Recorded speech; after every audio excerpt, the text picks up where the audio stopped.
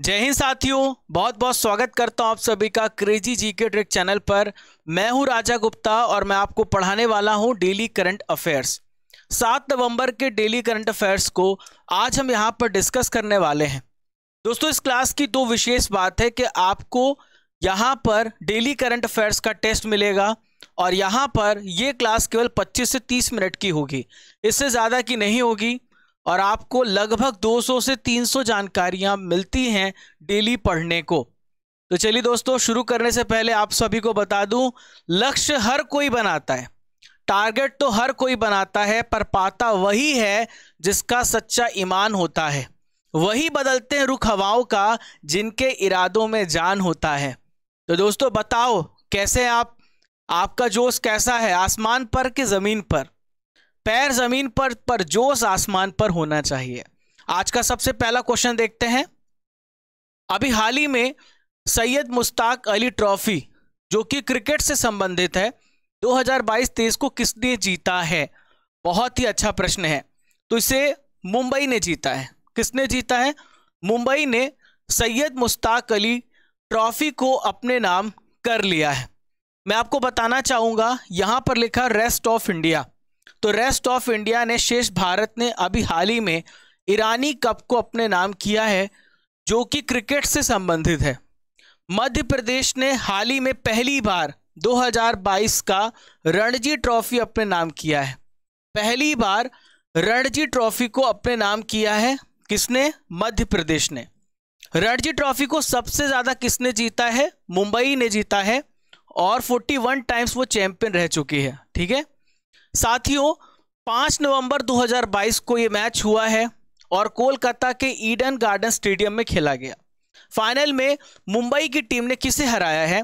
हिमाचल प्रदेश को 3 विकेट से हराकर इसे अपने नाम कर लिया है। यहां के प्लेयर ऑफ द मैच कौन थे? तनुष कोटिया। यहां पर बात करेंगे सैयद मुश्ताक अली ट्रॉफी के बारे में। तो इसका आयोजन बीसीसीआई कराता है और एक प्रकार का ये डोमेस्टिक T20 क्रिकेट टूर्नामेंट है। इसकी शुरुआत 2006-07 में शुरू हुई थी। पहले ये T20 इंटर स्टेट चैंपियनशिप के नाम से जाना जाता था और अब इसका नाम बदलकर सैयद मुश्ताक अली ट्रॉफी कर दिया गया है। सबसे ज्यादा कौन चैंपियन रहा है? तमिलनाडु 3 बार इसकी चैंपियन रही है।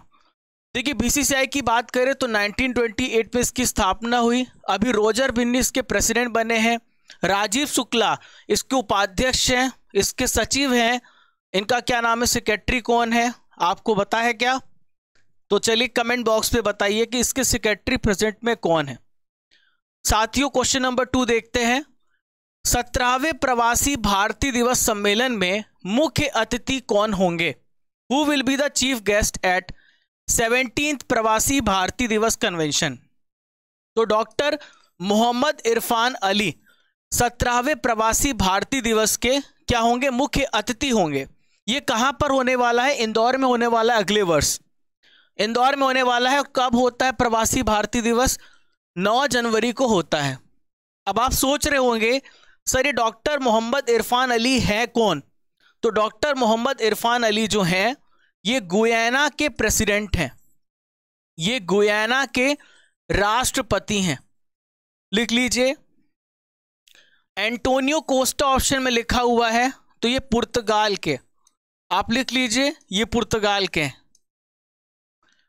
यहां पे लिखा है प्रविंद जगन्नाथ, तो ये पुर्तगाल के प्रेसिडेंट हैं। लिख लीजिए, प्रविंद जगन्नाथ मॉरिशस के प्राइम मिनिस्टर हैं।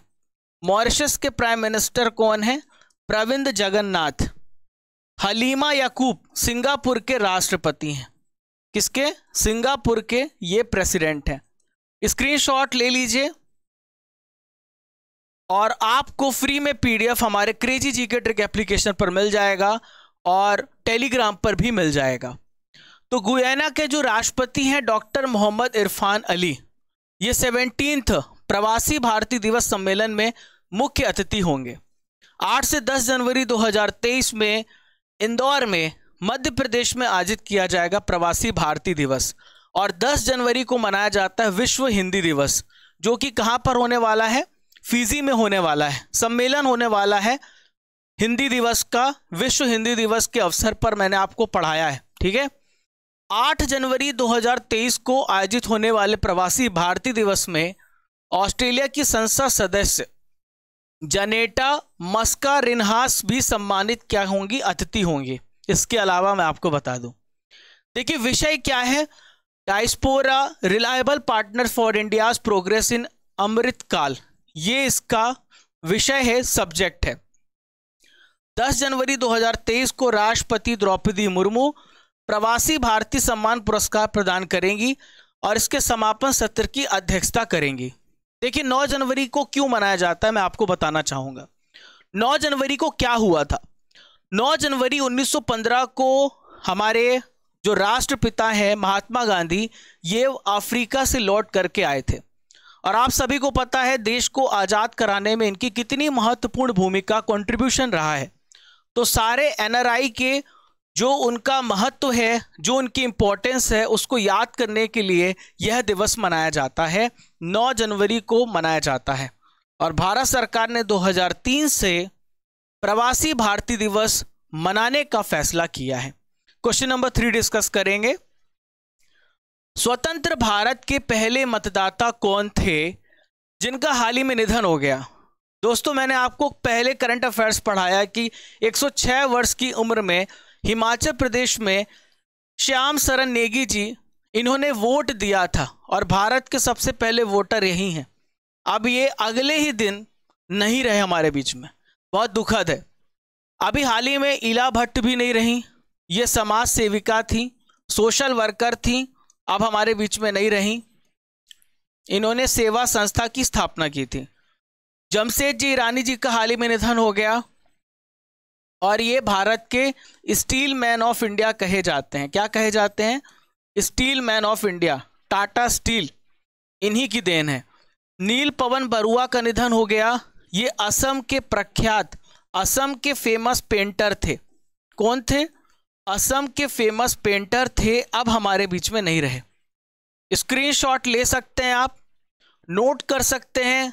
Class notes is the best, क्योंकि वही रिवीजन करने में आपको मदद देगा। इंडिया के सबसे पहले वोटर हैं श्याम शरण नेगी, हिमाचल प्रदेश के हैं श्याम शरण नेगी। 2 अक्टूबर 2022 को इन्होंने 34वीं बार मतदान दिया था, मैंने आपको बताया था। और 25 अक्टूबर 1951 को वोटिंग करने वाले सबसे पहले व्यक्ति थे, ये बात मैं आपको बता चुका हूं। साथियों हाल ही में जो निधन हुए हैं, एक बार इसको भी रिवाइज करते हैं। हाल ही में असमिया अभिनेता निपुण गोस्वामी का निधन हो गया। बंगाली फिल्म डायरेक्टर पिनाकी चौधरी का निधन हो गया। Red bull F1 racing team के संस्थापक डिट्रिच मासचिट्स का निधन हो गया। तुलसी तांती जो कि विंडमैन कहे जाते हैं, सुजलान एनर्जी के चेयरमैन, इनका निधन हो गया। राष्ट्रीय महिला आयोग की सबसे पहली अध्यक्ष जयंती पटनायक जी का निधन हो गया। और अर्थशास्त्री अभिजीत सेन का निधन हुआ है। समर बनर्जी भारतीय फुटबॉल टीम के पूर्व कप्तान थे, अब हमारे बीच में नहीं रहे। और झारखंड के एक्स गवर्नर सिप्ते रजी का निधन हुआ है। स्क्रीनशॉट ले सकते हैं, मैं आगे बढ़ूंगा। चलिए, अंतर्राष्ट्रीय हॉकी महासंघ के नए अध्यक्ष हाल ही में कौन बने? बहुत अच्छा प्रश्न है। तो हाल ही में मोहम्मद तैयब इकराम ये बने हैं। क्या बने हैं? मोहम्मद तैयब इकराम बने हैं अंतर्राष्ट्रीय हॉकी महासंघ के नए अध्यक्ष। Very very important question. देखिए विशाल कपूर हाल ही में EESL energy efficiency services limited के हाल ही में CEO बने हैं। Energy efficiency services limited, energy efficient services limited, इसके CEO बने हैं। ग्रेग बार्कले ICC के चेयरमैन हैं। संजय मल्होत्रा हाल ही में रेवेन्यू सेक्रेटरी बने हैं। रेवेन्यू सेक्रेटरी बने हैं संजय मल्होत्रा। सारे पॉइंट्स को नोट कर लीजिए, मैं आगे बढ़ने वाला हूं। चलिए, तो मकाऊ के हैं मोहम्मद तैयब इकराम, ये अंतर्राष्ट्रीय हॉकी महासंघ के नए अध्यक्ष चुने गए हैं। प्रेजेंट में एशियाई हॉकी महासंघ के ये CEO भी हैं। साथियों मैं आपको बताना चाहूंगा कि भारत का ही व्यक्ति जो है, उनका नाम है नरेंद्र बत्रा। पहले वो इसके अध्यक्ष थे और उन्होंने इस्तीफा दे दिया था। इसके बाद चुनाव कराया गया, अब नए प्रेसिडेंट चुन लिए गए हैं। इनका कार्यकाल 4 साल का होगा। यहां पर मैं आपको बताने वाला हूं हॉकी के बारे में। तो देखिए, फेडरेशन इंटरनेशनल डी हॉकी, ये जो है गवर्निंग बॉडी है जिसका काम होता है महिलाओं एवं पुरुषों का इंटरनेशनल हॉकी मैच कराना। इसका हेडक्वार्टर स्विट्जरलैंड लुसाने में है और इसके सदस्य हैं 137। हाल ही में विश्व सुनामी जागरूकता दिवस हर साल कब मनाया जाता है? तो विश्व सुनामी जागरूकता दिवस हर साल 5 नवंबर को मनाया जाता है। अभी मैंने आपको 3 नवंबर को एक इंपॉर्टेंट करंट अफेयर्स बताया था। 3 नवंबर को पहली बार क्या मनाया गया? पहली बार विश्व बायोस्फीयर रिजर्व डे मनाया गया। फर्स्ट बायोस्फीयर रिजर्व डे मनाया गया, अभी आपको पढ़ाया मैंने। 1 नवंबर को मनाया जाता है विश्व शाकाहारी दिवस। 7 नवंबर को मनाया जाता है राष्ट्रीय कैंसर जागरूकता दिवस। 10 नवंबर को क्या मनाया जाता है? राष्ट्रीय परिवहन दिवस। राष्ट्रीय परिवहन दिवस मनाया जाता है 10 नवंबर को। साथियों, सुनामी कैसे आती है तो आप एक सिंपल कॉन्सेप्ट में समझ जाएं कि जब समुद्र में भूकंप आ जाए, ओशन में भूकंप आ जाए, तो उसे हम सुनामी कहते हैं। और खासकर जापान इससे सबसे ज्यादा प्रभावित है।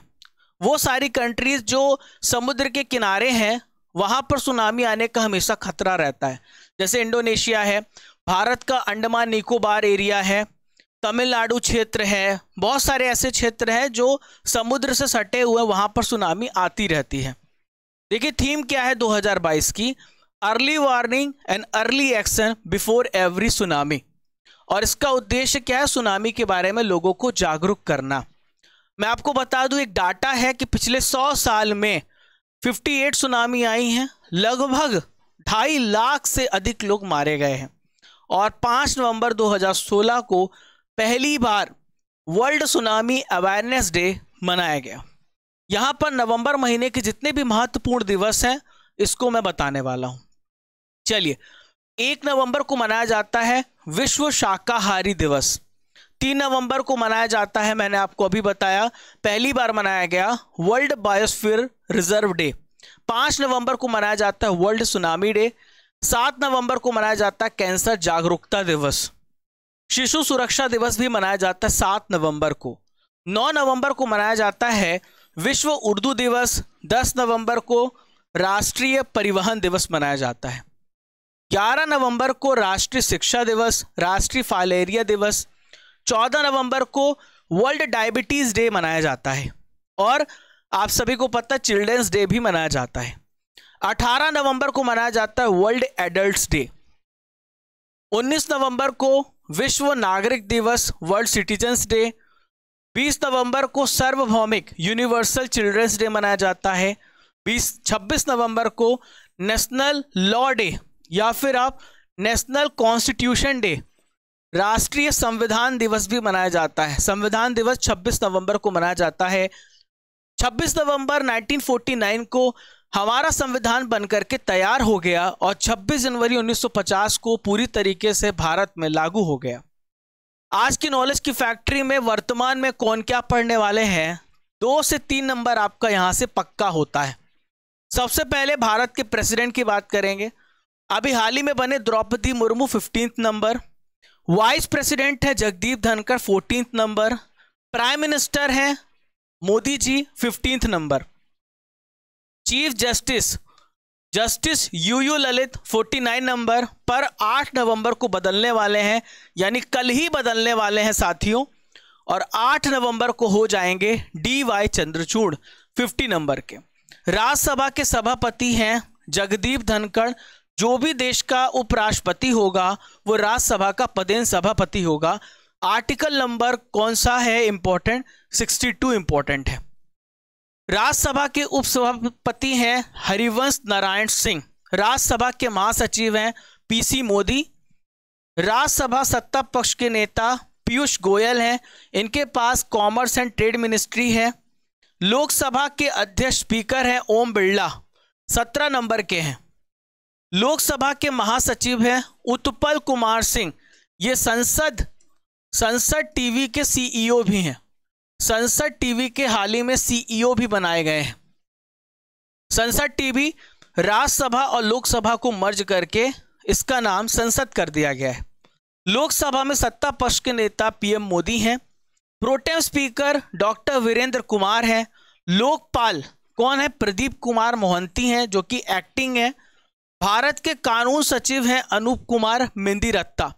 भारत के फॉरेन सेक्रेटरी हैं विनय मोहन क्वात्रा। फाइनेंस सेक्रेटरी हैं टीवी सोमनाथन। ये वाणिज्य सचिव हैं सुनील बर्थवाल। राजस्व सचिव हैं संजय मल्होत्रा। अभी हाल ही में बनाए गए संजय मल्होत्रा राजस्व सचिव। तो कैसा लगा आप लोगों को? तूफानी पारी चल रही है। मैं तो 200 कम कह रहा हूं, लगभग आपको 25 मिनट में 250 से 300 इंपॉर्टेंट जानकारी मिलती है। क्वेश्चन नंबर 6, G7 की विदेश मंत्रियों की बैठक किस देश में आयोजित की गई? तो G7 की विदेश मंत्रियों की बैठक जर्मनी में आयोजित की गई। G7 2022 में जर्मनी में हुआ है। कहां पर हुआ है? जर्मनी में। और 2023 में जापान में होगा। कहां पर होगा? जापान में होगा 2023 में। G7 7 इमर्जिंग जो डेवलप कंट्रीज हैं उनका एक समूह है जिसमें America, France, United kingdom, Japan, Italy, Canada आते हैं और 7 देश इसमें शामिल हैं। जर्मन की विदेश मंत्री है एनालेना बेयरबॉक। इन्होंने विदेश मंत्रियों की मेजबानी की है। चलिए अगला प्रश्न देखते हैं। एजू थाचन पुरस्कार 2022 किसने जीता है? पहले मैं आपको बता दूं, साहित्य के क्षेत्र में, लिटरेचर के क्षेत्र में यह पुरस्कार दिया जाता है। तो यह पुरस्कार ए सेतु माधवन ने जीता है। किसने जीता है? ए सेतु माधवन ने इस पुरस्कार को अपने नाम किया है। यहां पर और भी ऑप्शन है अरुणा साईराम। तो इनको हाल ही में कौन सा अवार्ड मिला है? तो शेवेलन, कौन सा अवार्ड मिला है? शेवलियर अवार्ड मिला है जो कि फ्रांस के द्वारा दिया जाता है, फ्रांस सरकार के द्वारा। शेवलियर पुरस्कार मिला है भारत और फ्रांस के बीच में मजबूत संबंध को बढ़ाने के लिए। पुनीत राजकुमार अभी हमारे बीच में नहीं है, निधन हो गया है। इन्हें कर्नाटक रत्न पुरस्कार मिल चुका है और ये अभिनेता थे। शेहान करुणा तिलका, हाल ही में इन्हें बुकर प्राइज मिला है। ये श्रीलंका के निवासी हैं। 2022 का बुकर पुरस्कार शेहान करुणा तिलका को मिला है, श्रीलंका के निवासी हैं। तो प्रसिद्ध मलयालम उपन्यासकार हैं, इनको मिला है 2022 का एजू थाचन पुरस्कार। ये केरल साहित्य अकादमी का सर्वोच्च लिटरेचर सम्मान है। लिटरेचर में आजीवन योगदान के लिए दिया जाता है केरल के द्वारा। अभी हाल ही में 2022 में जितने अवार्ड दिए गए हैं आइए रिवाइज करते हैं। मध्य प्रदेश का प्रसिद्ध लता मंगेशकर सम्मान, यहां पर 3 व्यक्तियों को मिला, कुमार सानू, शैलेंद्र सिंह और आनंद मिलिंद। देखिए यहां पे बात करेंगे सुएला ब्रेवरमैन की।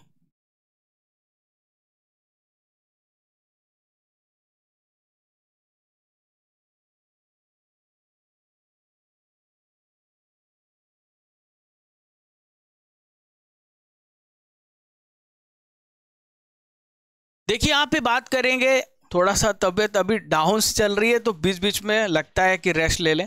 तो चलिए सेकंड देखते हैं। भारतीय मूल की ब्रिटिश गृह मंत्री हैं सुएला ब्रेवरमैन, ठीक है, और ये पहला क्वीन एलिजाबेथ द्वितीय पुरस्कार प्राप्त कर चुके हैं। हाल ही में दादा साहेब फाल्के पुरस्कार की घोषणा हुई और आशा पारेख सम्मानित की गई। इसके पहले रजनीकांत को पुरस्कार मिला था और इसके पहले अमिताभ बच्चन को पुरस्कार मिला था। गणित में निर्णायक पुरस्कार 2023 को डेनियल स्पीलमैन को यह प्रदान किया गया है। क्वेश्चन नंबर 8, भारतीय नौसेना और ऑस्ट्रेलियाई नौसेना के बीच पासिक्स अभ्यास कहां पर संपन्न हुआ है? तो यह बंगाल की खाड़ी में पासिक्स एक्सरसाइज हाल ही में संपन्न हुआ है। कहां पर? बे ऑफ बंगाल में। साथियों 2 और 3 नवंबर 2022 को इसका आयोजन किया गया था। तो इस प्रकार से देख पा रहे हैं भारत की सेना और ऑस्ट्रेलियाई सेना, नौसेना आपस में एक्सरसाइज कर रही हैं ताकि किसी भी प्रकार का कोई आपातकाल आए, इमरजेंसी आए देखो, हथियार दिए जाते हैं, लेकिन अगर उसका इस्तेमाल ना किया जाए तो उसमें जंग लग जाती है। इसलिए ज़रूरत है कि हम अपने हथियार का लगातार इस्तेमाल करते रहें, अपने आप को चेक करते रहें। तो भारतीय सेना हमेशा एक्सरसाइज करती रहती है ताकि हम लगातार किसी भी आपदा से लड़ सके, अपने दुश्मनों से लड़ सके। तो ये है बंगाल की खाड़ी और ये है अरब सागर। यहाँ पर हिंद महासागर है, कुछ नदियाँ हैं, गंगा गंगोत्री से निकल रही, यमुना यमुनेत्री से, नर्मदा ताप्ती, ये सब हम डिस्कस करेंगे, लेक्चर बहुत बड़ा हो जाएगा। चलिए, तो भारत और फ्रांस की एयरफोर्स के बीच में संयुक्त युद्ध अभ्यास गरुड़ 7 जो है जोधपुर में शुरू हुआ। कल मैं नदियाँ डिस्कस कर दूंगा नॉलेज फैक्ट्री में, ठीक है। अभी हाल ही में एक और त्रिपक्षीय अभ्यास हुआ है भारत, मोजाम्बिक और तंजानिया के बीच में, तंजानिया में हुआ है, ठीक है। IMT ट्राइलेट अभ्यास है। भारत और अमेरिका के बीच में टाइगर ट्रंप अभ्यास हुआ है। हाल ही में भारत और ऑस्ट्रेलिया के बीच में काकाडू एक्सरसाइज हुआ है, जो कि ऑस्ट्रेलिया में आयोजित किया गया।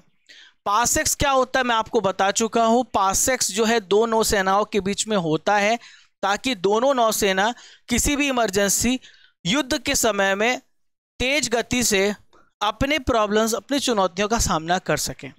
भारतीय नौसेना की बात करेंगे, 26 जनवरी 1950 को स्थापना हुई, रक्षा मंत्रालय के अंतर्गत आती है। सर्वोच्च कमांडर नौसेना के राष्ट्रपति होते हैं, तीनों सेनाओं के कमांडर राष्ट्रपति होते हैं। Admiral R Hari Kumar present में इसके नौसेना के अध्यक्ष हैं। और 4 दिसंबर को मनाया जाता है नौसेना दिवस, ठीक है। कौन सा दिवस मनाया जाता है? नौसेना दिवस। नेवल कमांड और उसके हेडक्वार्टर को जान लीजिए। पश्चिमी नौसेना कमान कहां पर है? मुंबई में है। दक्षिणी नौसेना कमान कोची में है और पूर्वी नौसेना कमान विशाखापत्तनम में है। Question number 9, performance grading index 2020-21 को किसने जारी किया है? तो मिनिस्ट्री ऑफ एजुकेशन, शिक्षा मंत्रालय ने हाल ही में जारी किया है परफॉर्मेंस ग्रेडिंग इंडेक्स। अब इसमें क्या होगा कि पूरे भारत में जितने भी राज्य हैं, जितने भी यूटी हैं, वो स्कूली शिक्षा में कितना अच्छा काम कर रहे हैं उसका आकलन किया जाएगा। और पहले नंबर पर आता है केरल, दूसरे नंबर पर आता है पंजाब और तीसरे नंबर पर आता है महाराष्ट्र। तो यहाँ पर 901 से लेके 950 के बीच में, यहाँ पर जो मैं आपको बता रहा हूँ, इस लेवल स्कोर का मतलब ये होता है कि बहुत अच्छा प्रदर्शन किया है। लेवल फर्स्ट स्कोर किसी भी राज्य और यूटी ने हासिल नहीं किया है। 3 लेवल पर है, लेवल 1, लेवल 2, लेवल 3। जो मैं आपको बता रहा हूँ लेवल 2 वाले राज्य हैं। लेवल 1 में तो कोई राज्य केंद्र शासित प्रदेश शामिल ही नहीं है। लेवल 3 में है 851 से 900 के बीच हासिल करने वाले जो राज्य और केंद्र शासित प्रदेश अंडमान निकोबार, पुदुचेरी, दादर और नगर हवेली। स्क्रीनशॉट ले सकते हैं, पूरे नाम बोलना अपने आप में एक चैलेंज है। स्क्रीनशॉट ले सकते हैं, PDF आपको मिल जाएगी। भारत के प्रेजेंट में central education minister Dharmendra Pradhan है। आज का आखिरी प्रश्न, 21st एशियाई स्क्वैश टीम चैंपियनशिप 2022 में मेल कैटेगरी का खिताब किसने जीता है? तो भारत ने जीता है। एशियाई स्क्वैश टीम चैंपियनशिप को भारत ने जीता है, ठीक है। ये भारत ने जीता है, किसको हरा करके जीता है, ये सारी भी चीजें आपको बता दूं तो सौरभ घोषाल नेतृत्व उसकी टीम, मतलब इनकी लीडरशिप में भारतीय पुरुष स्क्वैश टीम ने 21st एशियाई स्क्वैश टीम चैंपियनशिप 2022 को अपने नाम इन्होंने कर लिया है। एशियाई स्क्वैश चैंपियनशिप या एशियन स्क्वैश फेडरेशन क्या होता है मैं आपको बता दूं। 1980 में कराची पाकिस्तान में इसकी बैठक हुई थी। इसकी स्थापना 1980 में हुई है और 24 इसके मेंबर हैं। प्रेजेंट में हेडक्वार्टर कुआलालंपुर मलेशिया में है और इसके प्रेसिडेंट हैं डेविड वाई मुई, जो कि हांगकांग के हैं। आज की रसमलाई आप सभी के सामने है। हम जून महीने के करंट अफेयर्स को यहाँ पर कवर कर रहे हैं। विश्व पर्यावरण दिवस 2022 कब मनाया जाता है? 5 जून को मनाया जाता है। इसकी थीम है ओनली वन अर्थ। चर्चा में रहा पुनीत सागर अभियान किसके द्वारा चलाया गया है? तो NCC के द्वारा। भारत के जितने भी कोस्टल रीजन है, तटीय क्षेत्र है, तटीय राज्य हैं, कोस्टल इलाके हैं, वहां से पोल्यूशन को हटाना है, वहां से प्लास्टिक को गायब करना है। राजीव गांधी ग्रामीण ओलंपिक किस राज्य में शुरू होंगे? राजस्थान राज्य में होंगे। संयुक्त राष्ट्र विश्व शिखर सम्मेलन में सर्वश्रेष्ठ परियोजना का पुरस्कार किसे प्राप्त हुआ है? मेघालय राज्य को। आंचल अभियान किस राज्य के द्वारा शुरू किया गया है? राजस्थान राज्य के द्वारा। आवासीय शिक्षा योजना श्रेष्ठ को हाल ही में किसने लॉन्च किया है? डॉक्टर वीरेंद्र कुमार जी ने। आज का टेस्ट आप सभी के सामने, रेडी क्या? 10 में 10 नंबर लाना है। चलो शुरू करते हैं, क्योंकि हमें, अगर हम 10 में 10 यहां नहीं ला रहे हैं, हम यहां नहीं पढ़ पा रहे हैं, तो एग्जाम में कोई एक्सपेक्टेशन नहीं। मुश्ताक अली ट्रॉफी को किस राज्य ने सबसे ज्यादा बार जीता है? तमिलनाडु ने 3 बार जीता है। संविधान दिवस कब मनाया जाता है? 26 नवंबर को। प्रवासी भारतीय दिवस कब मनाया जाता है? 9 जनवरी को। ईडन गार्डन स्टेडियम कहां पर है? जल्दी जल्दी, कोलकाता में है। टाइगर ट्रंप एक्सरसाइज भारत और किस देश के बीच में होता है? तो ट्रंप कहां के राष्ट्रपति थे? अमेरिका के थे। पूर्वी नौसेना कमान का मुख्यालय कहां पर है? विशाखापत्तनम में है। एजुथाचन पुरस्कार किस क्षेत्र से संबंधित है? लिटरेचर से। G7 देशों 2022 की अध्यक्षता कौन सा देश कर चुका है? जर्मनी। लोकसभा के महासचिव कौन है? तो लोकसभा के महासचिव है Utpal Kumar Singh. Federation international D hockey का हेडक्वार्टर किस देश में है? स्विट्जरलैंड में। तो कैसा लगा आप लोगों को सेशन? 5 नवंबर नहीं, यहां पर 6 नवंबर आप लिखो। 6 नवंबर 2022 के महत्वपूर्ण करंट अफेयर्स का रिवीजन करना है।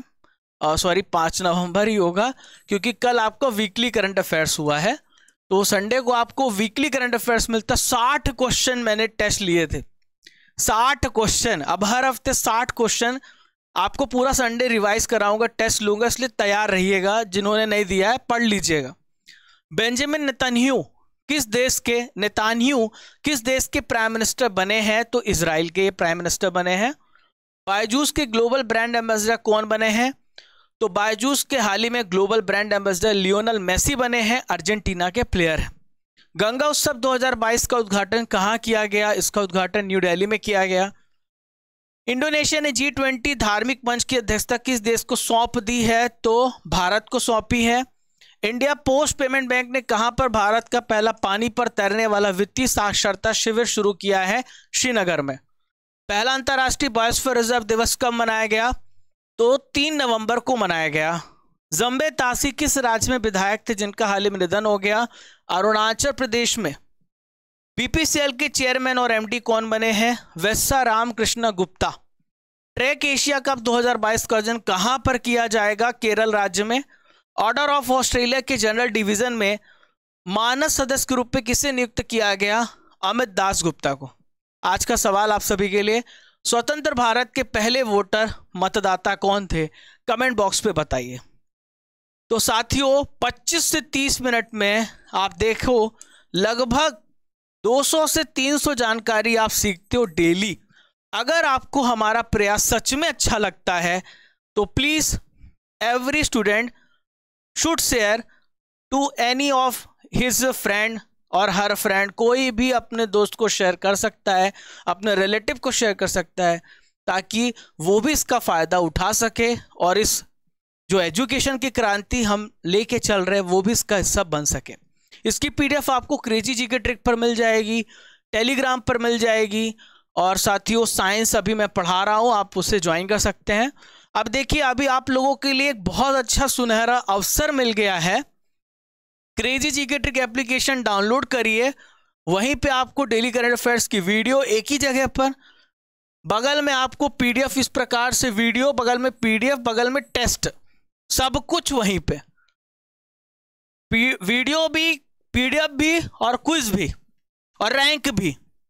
कल करके आओ, फर्स्ट रैंक जो भी बच्चा हासिल करेगा मैं कल उसका नाम यहां पर रखूंगा, क्योंकि वो डिजर्व करता है फर्स्ट रैंक की। कम समय में कोशिश करो, अच्छे से पढ़ोगे तभी क्रैक कर पाओगे, ठीक है साथियों। हम बहुत जगह पर हैं, हम इंस्टाग्राम पर हैं, हम यहाँ पर टेलीग्राम पर हैं, फेसबुक पे हैं, यूट्यूब पे तो हैं। तो अपडेट पाने के लिए आप हमारे साथ जुड़ सकते हैं विभिन्न सोशल मीडिया प्लेटफॉर्म पर। तो सेशन कैसा लगा, अपना फीडबैक ज़रूर दीजिए। मैं आप सभी के फीडबैक, आप सभी के कमेंट को पढ़ता हूँ डेली। रिप्लाई नहीं कर पाता, कोशिश करूंगा रिप्लाई करने की। तो चलिए दोस्तों, मिलते हैं फिर कल इसी ऊर्जा इसी जोश के साथ।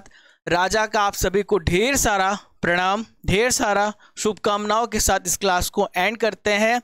जय हिंद, जय भारत।